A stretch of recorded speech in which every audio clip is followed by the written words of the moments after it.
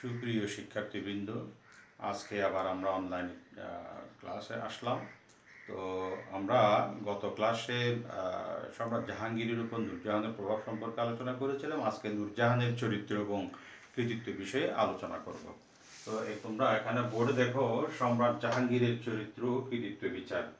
জাহাঙ্গীর 1605 খ্রিস্টাব্দে সিংহাসনে আরোহণ করেছিলেন এবং 1627 খ্রিস্টাব্দে মৃত্যুবরণ করেছিলেন। এই সময়ে তার যে কৃতিত্বগুলো ছিল এগুলো সম্পর্কে আমরা এখন পড়ব। তো মুদ্রা এবং ঘণ্টাযুক্ত সোনার শিকল ঝুলাই রাখা, এটা তার একটা নতুন প্রবর্তনা ছিল।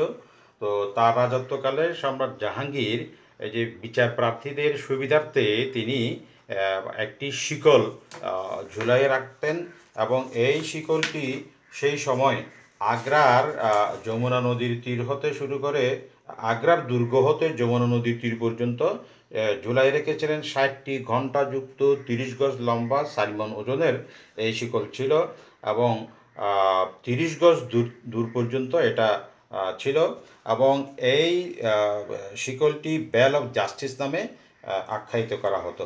তো এটা দিয়ে যে কোনো বিচার প্রার্থী তারা সম্রাটের কাছে বিচার প্রার্থনা করতে পারত। এটা একটা তার ন্যায় বিচারের একটা দৃষ্টান্ত।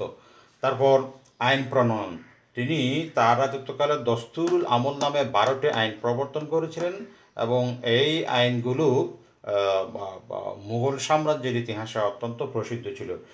এগুলি ছিল বিভিন্ন ধরনের শুল্ক বিতরণ, মাদকদ্রব্য তৈরি ও বিক্রয় নিষিদ্ধকরণ, মৃত ব্যক্তির সম্পত্তির উত্তরাধিকার নির্ণয়, চুরি ও ডাকাতি বন্ধের কঠোর ব্যবস্থা, অভিযুক্ত ব্যক্তির বলপূর্বক নাক কান কাটার প্রথা ও বলপূর্বক গৃহ দখল বন্ধকরণ, বল প্রয়োগের দ্বারা অন্যের সম্পদ দখল নিষিদ্ধকরণ, রবিবারের প্রতি শ্রদ্ধাশীল থাকার ব্যবস্থা, চিকিৎসা সুব্যবস্থার জন্য হাসপাতাল নির্মাণ, সপ্তাহের নির্দিষ্ট স্থানগুলিতে পশু হত্যা নিষিদ্ধকরণ, ওয়াকফ জমি নির্দিষ্টকরণ, মনসব এবং জায়গির প্রথার স্থিতিশীলতা বিধান এবং সকল বন্দীদের প্রতি তিনি ক্ষমা প্রদর্শন করেছিলেন।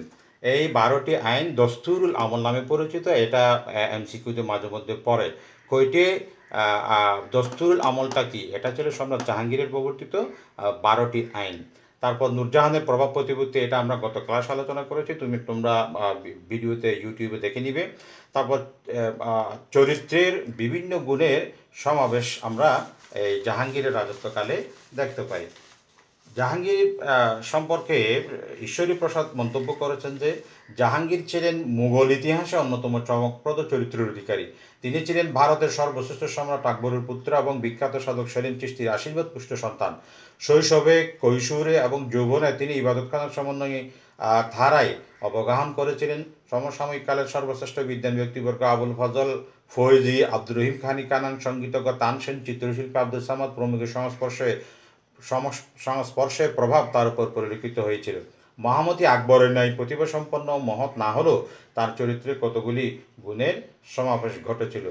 তার রাজত্বকালে স্যার টমাস রো এবং তার সহচর টেরি, তারা ছিল ইস্ট ইন্ডিয়া কোম্পানির দূত এবং তারা তার রাজত্বকালে এসেছিল এবং জাহাঙ্গীর সম্পর্কে অনেকগুলো মন্তব্য করেছিল। তো টমাস রো এবং টেরি বলছেন যে আমার সর্বদা মনে হতো যে সম্রাটের মধ্যে বিপরীত গুণাবলীর সংমিশ্রণ ছিল। কখনো কখনো তাকে নিষ্ঠুর, আবার কখনো কখনো তাকে মনে হতো তিনি ছিলেন অতিমাত্রায় নম্র এবং ভদ্র। হ্যাঁ, নিষ্ঠুরতা ও কোমলতা, কঠোরতা ও সুরুচি প্রবণতা এবং ন্যায় বিচার ও খেয়ালিপনার অদ্ভুত সংমিশ্রণের ফলে অনেকে তাকে অপোজিট অফ মিক্সচার্স বা বৈপরীত্যের সংমিশ্রণ বলে আখ্যায়িত করা হতো। মুঘল সম্রাটদের ইতিহাসে এমসিকিউতে যদি বলে বৈপরীত্যের সংমিশ্রণ কোন সম্রাট আর পদবী ছিল আখ্যায়িত করা হতো, এটা জাহাঙ্গীরের কে বলা হতো।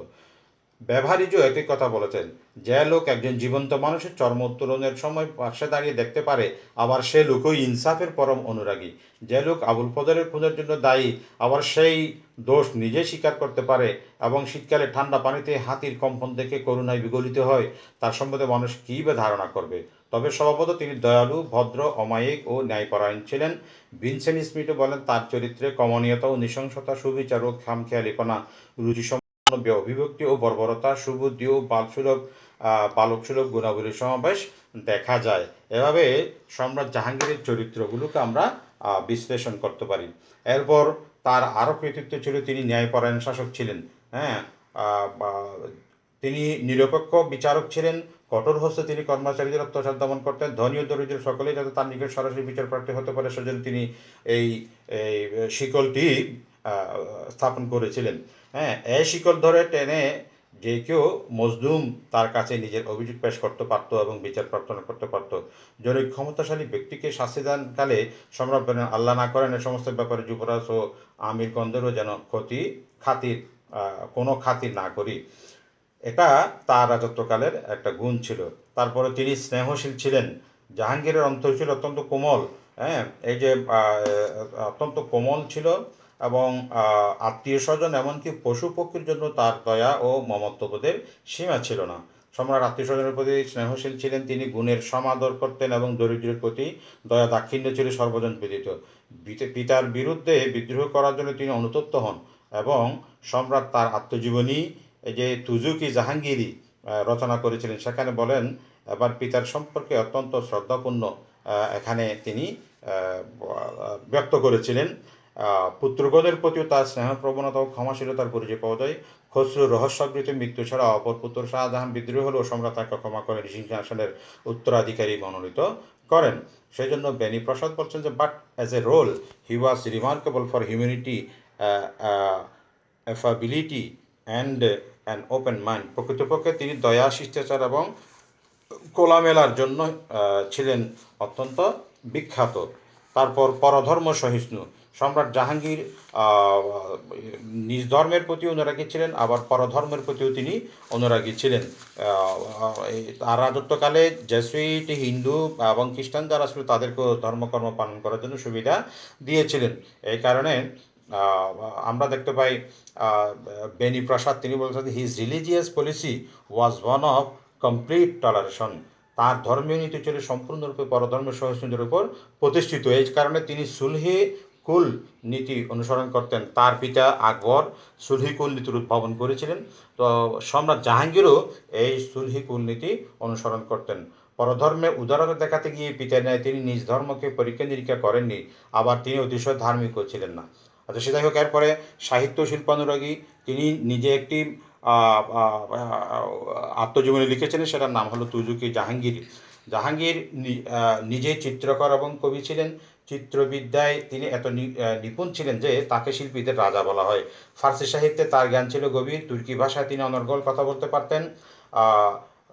তারপর প্রাকৃতিক সৌন্দর্য প্রাণভরে ভালোবাসতেন। ফুল ছিল তার অতি প্রিয়। লাহোরের শালিমার বাগ নির্মাণ তারই কীর্তি।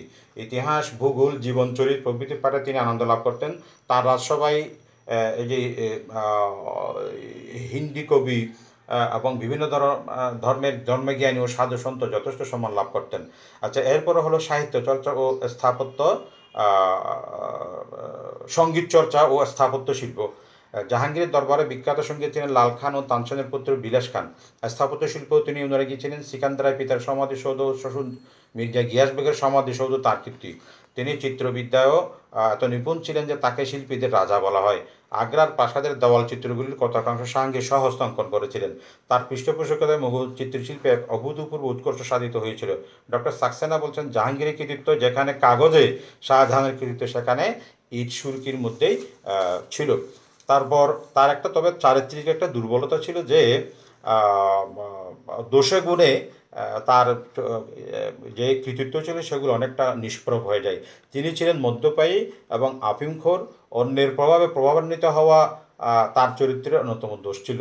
অতিরিক্ত মদ্যপানের ফলে তার স্বাস্থ্য ভেঙে পড়ে এবং তিনি বেখেয়াল ও দুর্বলচিত্ত হয়ে পড়েন। রাজত্বের শেষ ভাগে তিনি নূরজাহান ও আসফ খানের উপর শাসনভার অর্পণ করেন, বিশেষ করে 1622 খ্রিস্টাব্দে পরে। ফলে সাম্রাজ্য প্রবল বিদ্রোহ দেখা দিয়েছিল। ইউরোপীয় ঐতিহাসিকগণ তাকে ট্যালেন্টেড ড্রাঙ্কার্ড বলে অভিহিত করেছেন, প্রতিভাবান মদ্যপায়ী।